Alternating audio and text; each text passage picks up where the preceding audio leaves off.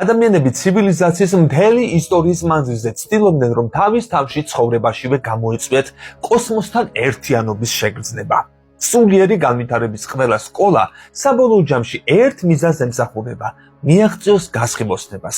ანუ სხვა სიტყვებით, შეიგრძნოს ამ სამყაროსთან საკუთარი ერთიანობა. შეერწყას ენერგიის ოკეანეს და ამავდროულად არ დაკარგოს საკუთარი თავი, როგორც ინდივიდუალურმა არსებამ. ამასვე გადაგებს სხვადასხვა რელიგიებით, სხვადასხვა ხედვით. თუმცა მათი თარგმანი სოციუმში დაკარგულია და გამოყენებულია ვიწრო ინტერესების შესაბამისად. რას იღებს ადამიანი, რომელმაც გასხივოსნებას მიაღწია? იგი თავის განკარგულებაში სამყაროს მთელი ოკეანის ენერგიას იღებს. იგი ვერ ხედავს პრინციპულ სხვაობას საკუთარ თავსა და ოკეანეს შორის. მისი აზრობრივი ენერგია რეზონანსში შედის ოკეანის ენერგიასთან. მაშინ გასხივოსნებულის განზრახვა იგივე ხდება, რაც გარეგანი განზრახვა.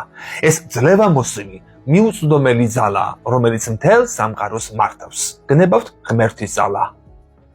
ადამიანი ატაცებული ხდება გარეგანი განზრახვის ქარის მიერ და გადაიტყორცნება ვარიანტთა სივრცის იმ სექტორში, რომელიც მის აზრობრივ გამოსხივებას შეესაბამება. ვარიანტთა სივრცეში მიზანმიმართული მოძრაობისათვის ადამიანს სჭირდება, რომ ისევე ცხადად შეიგრძნოს გარეგანი განზრახვის ეს ქარი, როგორც ჰაერის ან წყლის მოძრაობას გრძნობს.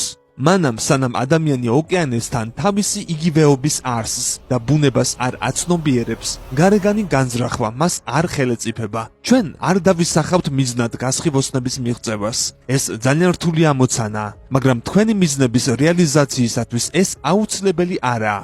არა აუცილებელი ტიბეტში წახვიდეთ და იქ მედიტაციით დაკავდეთ. გონებას გააჩნია ნება, მაგრამ არ შეუძლია გარეგანი განზრახვის მართვა. სულს შეუძლია შეიგრძნოს თავისი ერთიანობა გარეგან განზრახვასთან, მაგრამ ნება არ გააჩნია. იგი დაფრინავს ვარიანტთა სივრცეში, როგორც უმართავი ქაღალდის გველი. იმისთვის, რომ გარეგანი განზრახვა ნებას დაუქვემდებაროთ, საკმარისია მიაღწიოთ სულისა და გონების ერთობას, ჰარმონიას. ეს საკმაოდ რთული, მაგრამ მაინც შესრულებადი ამოცანაა. გამოიწერე კოდის YouTube არხი. ნახე უამრავი საინტერესო ვიდეო სხვადასხვა თემაზე.